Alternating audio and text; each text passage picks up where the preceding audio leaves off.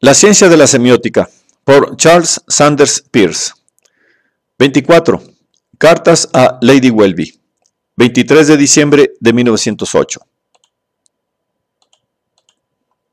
Estimada Lady Welby, todo mi tiempo y toda mi energía, durante la semana pasada, han estado absorbidos por lo que nosotros, los Yankees, esto es, la estirpe de los que llegaron a Massachusetts antes de 1645, olvidé la fecha exacta, llamamos quehaceres domésticos. Pienso que en el inglés corriente este concepto está perdido. Comprende las duras tareas diarias en una casa, especialmente cuando ésta es primitiva. Echar madera, sacar agua del pozo y cosas parecidas. Ahora vuelvo a expresar mi abominación por la doctrina según la cual una proposición cualquiera es infaliblemente verdadera, a menos que la verdad sea reconocida como pública, como aquella de la que cualquier persona podría convencerse si llevara su indagación, su sincera búsqueda de creencias inamovibles lo suficientemente lejos. No habrá nada capaz de evitar que cada uno de nosotros adopte creencias completamente fútiles de su propia cosecha que no serán creídas por los demás. Cada uno de nosotros podrá instaurarse en carácter de pequeño profeta, esto es, como un pequeño chiflado, una víctima semilúcida de su propia estrechez mental.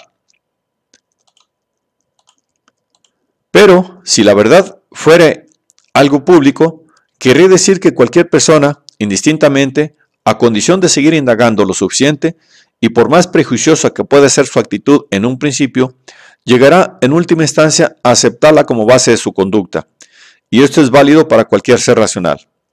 En efecto, la verdad tiene esa naturaleza compulsiva que también expresó Pope. La eternidad de Dios le pertenece. Podría usted decir, sin embargo, que estoy planteando esta mismísima proposición como verdad infalible. No hay tal, es una mera definición. No estoy diciendo que es infaliblemente cierto que haya creencia alguna a la que cualquier persona puede llegar mediante indagaciones suficientemente avanzadas. Solo estoy diciendo que lo que llamo verdad debe definirse únicamente como lo hice. Es imposible que yo pueda saber infaliblemente que alguna verdad existe efectivamente. Dice usted que existe una cierta fe, cuyo objeto es absolutamente cierto. ¿Tendría usted la bondad de decirme qué entiende por cierto? ¿Significa acaso algo más que su determinación personal de adherir obstinadamente a esa proposición? Me recuerda una anécdota que me contó un negro sureño en 1859. Usted vio a mito que el general Washington y el general Jackson eran amigos. Cuando en realidad eran irreconciliables oponentes, y Jackson no pudo llegar a ser una figura de la política nacional hasta que Washington se hubo retirado. Bueno, un día el general Washington le dice al general Jackson: General, ¿qué altura piensa usted que tiene aquel caballo que yo montaba? No sé, general, dice el general Jackson. ¿Qué altura tiene, general Washington? Bueno, dice el general Washington, tiene unos 16 pies. ¿Pies, general Washington? Usted quiere decir manos, general. Dije pies, general Jackson, dice general Washington. ¿Quiere usted decir que yo dije que mi caballo tenía 16 pies de altura? Claro que lo dijo, general Washington. Muy bien, general Jackson. Si yo dije pies, entonces mantengo que es verdad. ¿Es su fe sublime, más sublime que aquella? ¿En qué medida? Ahora le diré cuál es el significado que yo asigno a la palabra fe. Por mi parte, la palabra que está en el Antiguo Testamento es pistis, que significa, en su sentido más propio, confianza. Es decir, creer en algo sin tener conocimiento alguno o proximidad al conocimiento. Sobre el tema a creer, pero teniendo, como dicen los católicos, creencia implícita. Vale decir, creencia en ello, derivada de la propia creencia de que quien así testifica no lo haría de no ser cierto ello. Por lo tanto, los últimos autores que escribieron en griego clásico, como Platón e Isócrates, y los tempranos escritores en griego común, tales como Aristóteles, utilizan el concepto para expresar cualquier creencia mediata, cualquier creencia basada en otra creencia. Esto es, Dichos escritores aplican pistis a una creencia segura.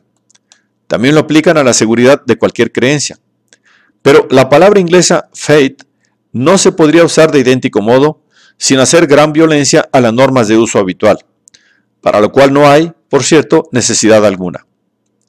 Pienso que lo que se necesita que la palabra exprese y lo que podría limitarse a expresar sin hacer demasiada violencia a la norma de uso es aquella creencia que no es reconocida por quien cree, o mejor, sin que el creyente reconozca que es aquello a lo cual conforma su conducta, dado que no podemos llamar con propiedad creencia aquello a lo cual está dispuesto a ajustar su conducta. Por ejemplo, si yo desconozco el significado que Liddell y Scott asignan a pistis, pero estoy convencido de que todo lo que digan realmente es así, tengo fe en que es así. Si una persona dice, oh, no podría creer que esta vida es nuestra única vida, porque si lo creyera, sería tan desdichado que me suicidaría al instante. Puedo decir que esa persona tiene fe en que las cosas no son intolerablemente malas para cualquier individuo, o al menos en que no lo son para él. Todo hombre de ciencia que lo sea realmente, es decir, que pertenezca al grupo social cuyos miembros sacrifican todos los motivos ordinarios de la vida a su deseo de hacer concordar todas sus creencias relativas a determinado tema con juicios de percepción verificados y con un razonamiento válido.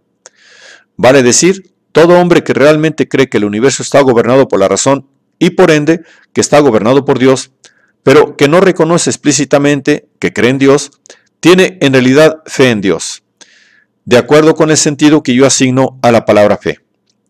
Por ejemplo, he conocido a un hombre de ciencia que consagró sus últimos años a lecturas teológicas con la esperanza de poder llegar a creer en Dios, pero que nunca pudo alcanzar el mínimo grado de conciencia de tener una creencia de esa naturaleza. Prosiguió, sin embargo, la búsqueda con toda pasión a través de los mismos medios erróneos o insuficientes para alcanzar ese su deseo supremo. A mi modo de ver, fue un resplandeciente ejemplo de fe en Dios. Así lo pienso, porque creer en el razonar sobre los fenómenos equivale a creer que estos están gobernados por la razón, esto es, por Dios. A mi entender, se trata de una creencia muy elevada y saludable. A menudo nos vemos en situaciones en las cuales estamos obligados a dar por sentada una proposición o a obrar según ella, a pesar de que la reconocemos como extremadamente dudosa. Pero, si queremos conducirnos con vigorosa coherencia, debemos eliminar las dudas sobre la materia. Hay amplia diferencia entre esto último y cualquier pretensión de que la proposición sea verdadera. Pretenderlo es henchirse con la vanidad del conocimiento perfecto. No da lugar alguno a la fe. No hay absolutamente ninguna seguridad de que 2 por 2 sean 4. Es cierto que, desde el punto de vista humano, ninguna concepción de Dios puede estar absolutamente libre de error. Una vez hice un cuidadoso estudio de los 3 sólidos volúmenes del Dr. Schaft sobre los credos de la humanidad. No encontré en ninguno de ellos una sola palabra sobre el principio del amor, pese a que parece ser este el elemento principal de la fe cristiana. Para averiguar, en la medida de mis posibilidades, la razón de tan extraña omisión, hice un estudio de las circunstancias que determinaban la formulación de cada símbolo y llegué a establecer, con la posible excepción de lo que equivocadamente llamamos el credo de los apóstoles, sobre cuyo origen no tenemos información definida, pero que no constituye excepción con respecto a la información que yo buscaba, y que, ciertamente, no respira el mismo espíritu que otros documentos tan tempranos, como el Didache, que cada símbolo brotaba del odium theologicum y del deseo de lograr la excomunión de determinada persona y además que ella fuese condenada. La teología nace del descontento con la fe religiosa, lo que implica una falta de dicha fe y del deseo de reemplazarla por la anatomía y fisiología científicas de Dios, lo cual, si se considera debidamente, es blasfemo y antirreligioso. Y, además, está en el más franco desacuerdo con el espíritu del Hijo de María.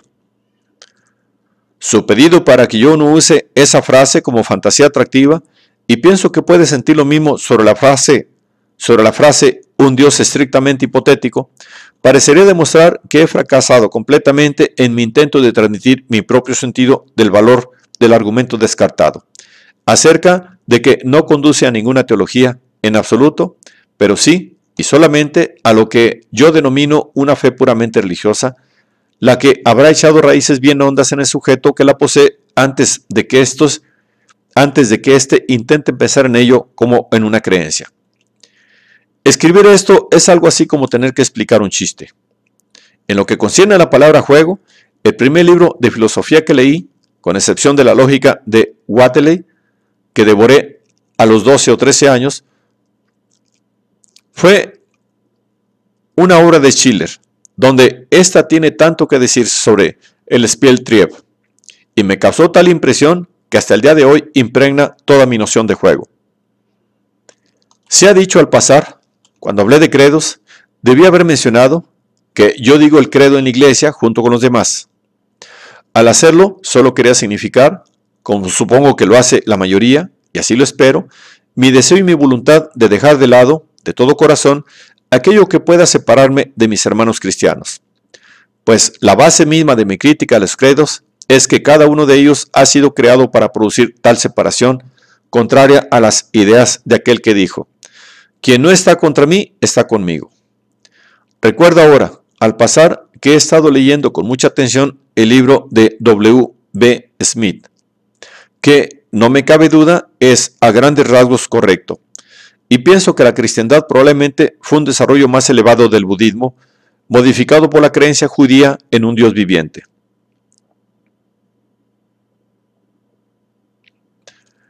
Puesto que soy un pragmatista convencido en materia de semiótica, es natural que nada me parezca tan tonto como el racionalismo, y que crea que el destino en política no pueda darse con mayor plenitud que en el liberalismo inglés. El pueblo debería ser esclavizado. Solo los esclavizadores deberían practicar las virtudes que son indispensables para mantener su régimen. Inglaterra descubrirá demasiado tarde que ha socavado las bases de la cultura.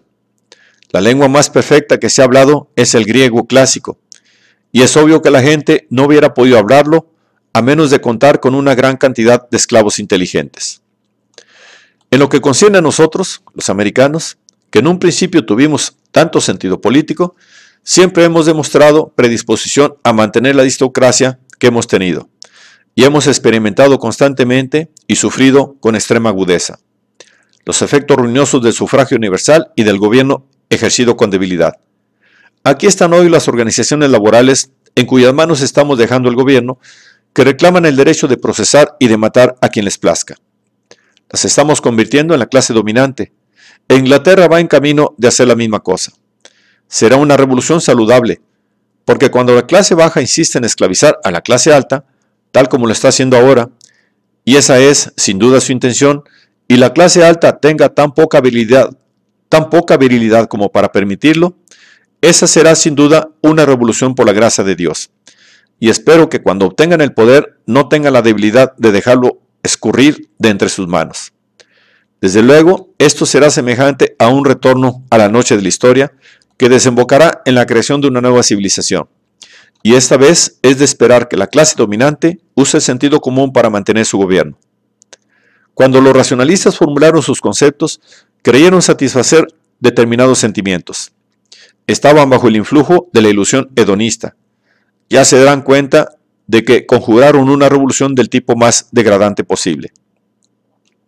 Los editores de la Enciclopedia Británica han manifestado su firme determinación de mantener el nivel de eminencia de la obra al elegir recopiladores que le han pedido a usted un compendio de la ciencia exacta de la signífica.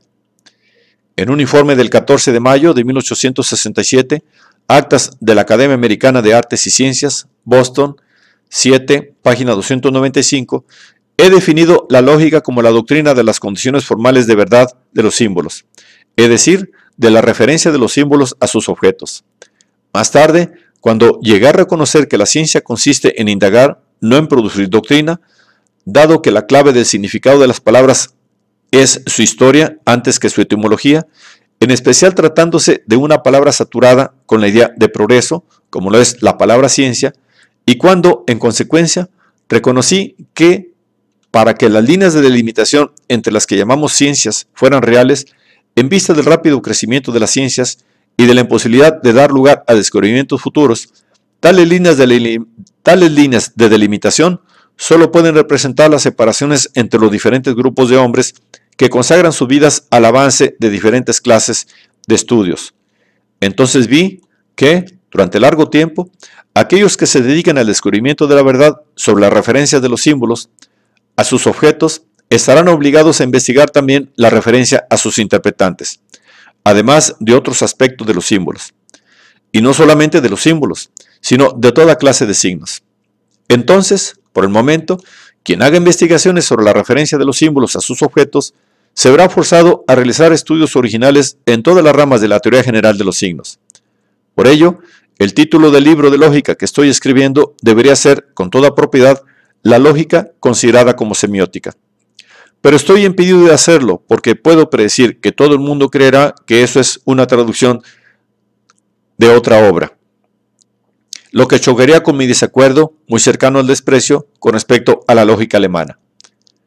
La signífica sería, según su nombre parece expresarlo, la parte de la semiótica que indaga la relación de los signos con sus interpretantes, para lo cual, en la medida en que se limitaba a los símbolos, propuse en 1867 el nombre de retórica universal. Dado que, estoy seguro, usted reconoce que ningún uso de la lengua está mejor establecido entre los estudiantes de semiótica que la distinción a la que se refirió John of Salisbury, el elegante escritor y preciso pensador del siglo XII, en estos términos.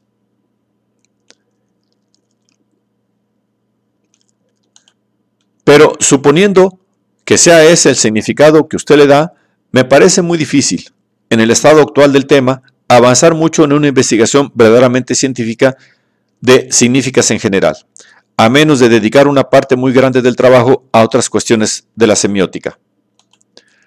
Se advierte con claridad que es indispensable comenzar con un amplio y exacto análisis de la naturaleza del signo.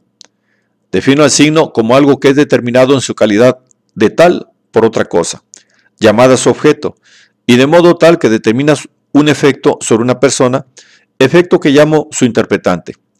Vale decir que este último es determinado por el signo en forma mediata. Mi inserción del giro sobre una persona es una suerte de dádiva para el cancerbero, porque he perdido las esperanzas de que se entienda mi concepción más amplia de la cuestión. Reconozco tres universos que se distinguen por tres modalidades del ser. Uno de estos universos abarca cualquier cosa que tenga su ser solo en sí misma, con la salvedad de que cualquier otra pertenece a este universo, cualquier cosa perteneciente a este universo debe estar presente en alguna conciencia o debe tener la capacidad de estarlo en la totalidad de su ser.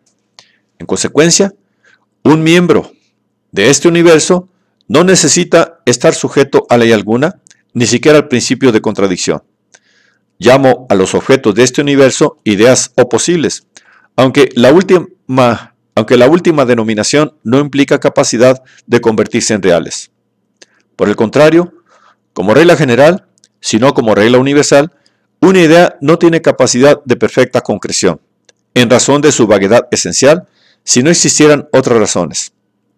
Puesto que aquello no está sujeto al principio de contradicción, es esencialmente vago.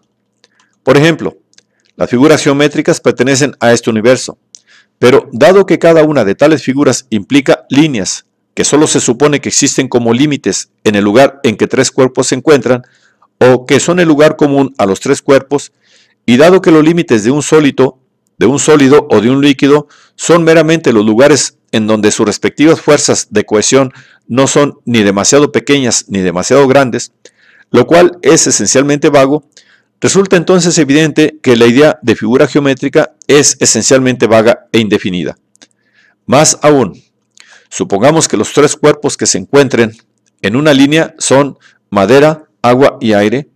Entonces, el espacio completo que incluya a esta línea es en cada punto o madera o agua o aire. Pero ni madera y agua, ni madera y aire, ni agua y aire pueden ocupar el mismo espacio conjuntamente. En consecuencia, el principio de contradicción, si fuera posible, estaría violado en la idea de un lugar en que pudieran existir simultánea y conjuntamente madera, agua y aire. Hay antinomias similares que afectan a todas las ideas, Solo podemos razonar sobre las ideas en aspectos que no sean afectados por las antinomias, y a menudo debemos adoptar supuestos arbitrios que después de un cuidadoso examen resultan ser absurdos. Estas verdades están en la doctrina de Hegel, aunque éste frecuentemente caiga en error al aplicar el principio. Otro de los universos es el de, primero, los objetos, cuyo ser consiste en sus reacciones en bruto, y segundo, el de los hechos, reacciones, eventos, cualidades, etc., atingentes a dichos objetos. Todos esos hechos, en último análisis, consisten en las reacciones de los objetos. Llamo cosas a los objetos, o, con menos ambigüedad, existentes, y a los hechos relacionados con ellos, hechos. Cada miembro de este universo es o bien un objeto singular, sujeto tanto al principio de contradicción como el de tercero excluido, o bien lo que puede expresarse mediante una proposición que tenga tal sujeto singular. El tercero de los universos está compuesto por la coexistencia de cualquier cosa que sea por su naturaleza necesitante. Esto es, un hábito, una ley o algo susceptible de ser expresado en una proposición universal. Especialmente los continua son de esta naturaleza. Llamaré los objetos de este universo necesitantes.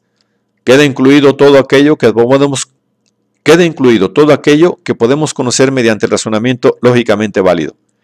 Advierto que la pregunta que usted formula en la primera página de su carta, con respecto a si determinada proposición es exhaustivamente sometida a prueba y pasa ese examen o ensayo, o si en cambio es verificada lógicamente, parece indicar que corre usted algún peligro de engrosar las filas de aquellos desequilibrados que insisten en llamar lógico al razonamiento que puede conducir de premisas verdaderas a conclusiones falsas, y así se colocan ellos mismos fuera de los límites de la cordura. Gentes que, por ejemplo, sostienen que el razonamiento de Aquiles y la tortuga es lógico, a pesar de que no pueden formularlo mediante ningún silogismo válido ni mediante ninguna otra de las formas reconocidas por pensadores cuerdos. Conozco a un caballero que tenía seso suficiente para ser un jugador de ajedrez de primer orden, pero que insistía en que era lógico el siguiente razonamiento. O está lloviendo o no está lloviendo. Ahora está lloviendo. En consecuencia, ahora no está lloviendo. Este razonamiento es del mismo nivel que decir que la despreciable caza de Aquiles es lógica. La verdad es que una inferencia es lógica si y solo si está gobernada por un hábito que a la larga ha de conducir a la verdad. Confío en que usted estará de acuerdo con esto. Entonces, también confío en que no es su intención aprobar nociones de la lógica que pudieran estar en conflicto con las que he expresado. Forma parte de nuestros deberes el duro rechazo de principios inmorales, y la lógica es solo una aplicación de la moral. ¿No es verdad? Un signo puede, en sí mismo, tener un modo de ser posible. Por ejemplo, un hexágono inscripto en una cónica, o circunscripto en ella. El hexágono inscripto es un signo en virtud de que la colinearidad de las intersecciones de lados opuestos demuestra que la curva es una cónica. Pero si el hexágono es circunscripto, entonces es un signo en virtud de la copuntualidad de sus tres diámetros, los que unen vértices opuestos. El modo de ser del signo puede ser realidad, como será el caso con cualquier barómetro, o puede ser necesitante, como por ejemplo el artículo el o cualquier otra palabra del diccionario. Para un signo posible no he encontrado denominación mejor que tono, pero estoy considerando cambiarla por marca. ¿Podría usted sugerir alguna otra denominación que fuera realmente buena? A un signo real lo denomino señal, a un signo necesitante tipo. Es habitual y correcto distinguir entre dos objetos de un signo: el mediato, exterior al signo, y el inmediato, interior a dicho signo. El interpretante de un signo es todo lo que el signo transmite. Para poder ponerse al corriente de su objeto, es necesaria la experiencia colateral. El objeto mediato es el objeto exterior al signo. Lo llamo el objeto dinamoide. El signo debe indicarlo mediante algún indicio, y este indicio, o su sustancia, es el objeto inmediato. Cada uno de estos dos objetos puede ser capaz de cualquiera de las tres modalidades, aunque en el caso del objeto inmediato, esto no es literalmente verdadero. De acuerdo con ello, el objeto dinamoide puede ser un posible, cuando denomino al signo un abstractivo, como por ejemplo en la palabra belleza. Y será igualmente un abstractivo si hablo de lo bello, dado que es la referencia última y no la forma gramatical, lo que hace que un signo sea un abstractivo. Cuando el objeto dinamoide es un acaecimiento, cosa existente o hecho real, pasado o futuro, llamo al signo un concretivo. Cualquier barómetro es un ejemplo, y también lo es una narración escrita de cualquier serie de acontecimientos. Para un signo cuyo objeto dinamoide es un necesitante, no he encontrado hasta hoy mejor designación que un colectivo, que no es tan mala como suena hasta que uno estudia la cosa. Pero para alguien que, como yo, piensa en un sistema de símbolo diferente de las palabras, es tan embarazosa y a menudo produce tantas perplejidades la traducción del pensamiento en palabras. Si el objeto inmediato es un posible, es decir, si se indica el objeto dinamoide, siempre más o menos vagamente, por medio de sus cualidades, etc., entonces llamo al signo un descriptivo. Si el inmediato es un acaecimiento, entonces denomino al signo un designativo. Y si el objetivo inmediato es un necesitante, llamo al signo un copulante. Dado que, en tal caso, el objeto debe ser identificado por el intérprete de modo tal que el signo pueda representar una necesidad. La denominación que propongo es, por cierto, provisoria. Es evidente que un posible no puede determinar sino a otro posible. Igualmente evidente es que un necesitante no puede ser determinado sino por otro necesitante. Se desprende, por tanto, de la definición de signo que, dado que el objeto dinamoide determina al objeto inmediato, el cual determina al signo mismo, el cual determina al interpretante designatario, el cual determina al interpretante efectivo, el cual determina al interpretante explícito, las 6 tricotomías, en lugar de determinar 729 clases de signos, como sería el caso si fueran independientes, solamente producen 28 clases. Y si, como es mi firme opinión, que casi estoy en condiciones de probar, hay otras 4 tricotomías de signos del mismo orden de importancia, en lugar de tener 59.049 clases, solo tendremos 66. Las 4 tricotomías adicionales son, sin lugar a dudas, primero, íconos o simulacros, o sea, los homoiómata de Aristóteles, tomados de Platón, quien a su vez me parece que los ha tomado de la escuela matemática de la lógica, dado que su más temprana aparición se da en el Fedro, que coincide con el comienzo de la decisiva influencia que esa escuela tuvo sobre Platón. Lutosławski afirma correctamente que el Fedro es posterior a la República, pero la fecha que da, 379 a.C., es unos 8 años demasiado temprana. Símbolos, índices, y luego 3 que se refieren a los interpretantes. Una de ellas, estoy seguro que es esta: sugestivos, imperativos, indicativos, en la cual los imperativos incluyen a los interrogativos. De las 2 restantes, creo que una debe ser de signos que aseguren sus interpretantes a través de instinto, experiencia, forma. La restante, entiendo que es la que en mi exposición monista de los grafos existenciales he llamado semas, femas, delomas. No dudo que usted, con su estudio de toda la vida sobre lo significa, debe tener muchas cosas muy importantes que enseñarme sobre los 3 interpretantes, cuyo estudio específico he diluido a través de toda la materia de la semiótica.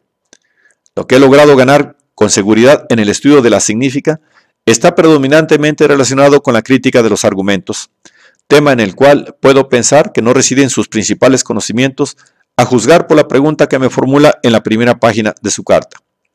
Pero he debido sonreírme cuando dice usted que yo estoy amablemente interesado en su trabajo, como si se tratara de una divergencia o de una desviación de mi línea de trabajo habitual.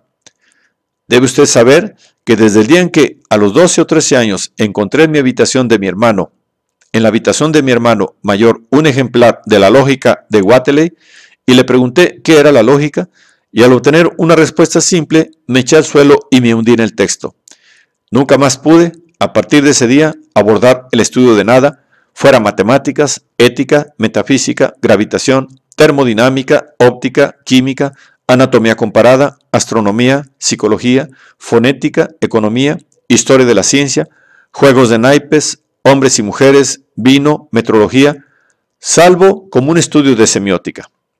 Y con qué escasa frecuencia he podido interesarme con verdadera simpatía en los estudios de otros hombres de ciencia, y como han sido mucho más escasos aún los hallazgos de alguien que comprendiera mis propios estudios, no creo necesario detallarlo.